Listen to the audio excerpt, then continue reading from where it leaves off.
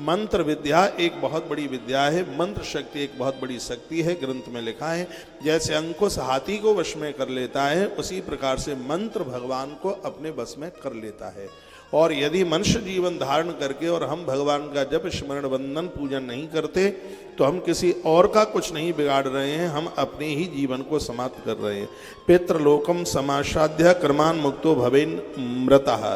पूर्व में यदि किसी की दूसरे प्रकार से मृत्यु हो गई है और उसका अभी तक उद्धार आत्म कल्याण नहीं हुआ है तो भगवान शंकर की पूजा संपूर्ण पूर्वजों का उद्धार और आत्म कल्याण कर देती है। इतनी बड़ी महिमा भगवान शिव की पूजा की है।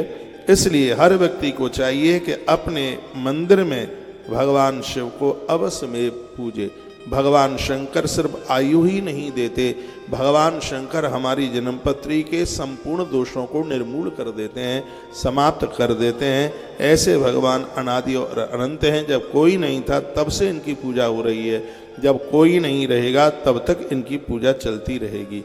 एक बार जयकारा लगाइए, बोली शंकर भगवान की जय हो। ऋषियों ने पूछा बंधनोक्ष रूप ही ब्रूहि सर्वात वित्तम। आप बंधन मुक्त होने के लिए कोई उपाय? सूत कहते हैं बंधन मोक्षम ततोपायम बक्ष्यम शृणु आदरात।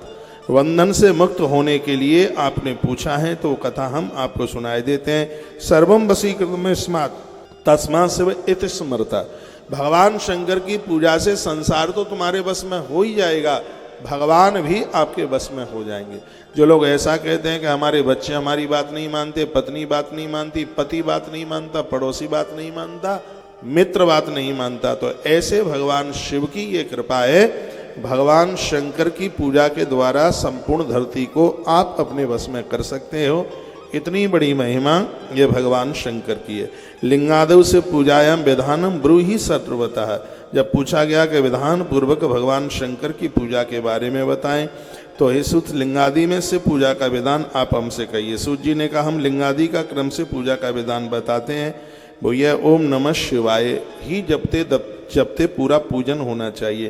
पूजा को तप कहते हैं। जहाँ ग्रंथों में कहा गया तप किसे कहते हैं तो नित्य आप 2-3 घंटा 1 घंटा या आधा घंटा आप लगाते हैं। इसमें वर्णन किया गया है कि यह तप का व्याख्यान है, इसी को ही तप कहा गया है। ये ही तप है। तयो पूजा तपः प्रोक्ता साक्षात मोक्ष प्रदे बहु। और यही तप आपको मोक्ष दे देगा। आपको अभ्यास नहीं है। मेरे निवेदन पर आप कुछ ही दिन करके देख लीजिएगा आपके परिवार की कृति कैसे बदल जाती है।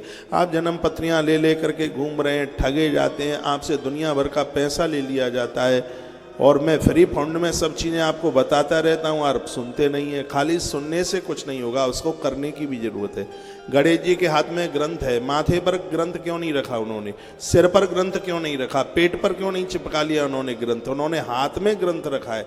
4 हाथ हैं गणेश जी के, एक हाथ में लड्डू है तो एक हाथ में ग्रंथ भी है। गणेश जी हाथ में ग्रंथ लेकर के कहते हैं कि ग्रंथों की बात माथे में ही नहीं, जो ग्रंथों में लिखा है वो हाथ के द्वारा क्रियान्वित होना चाहिए, उसको करके बताओ।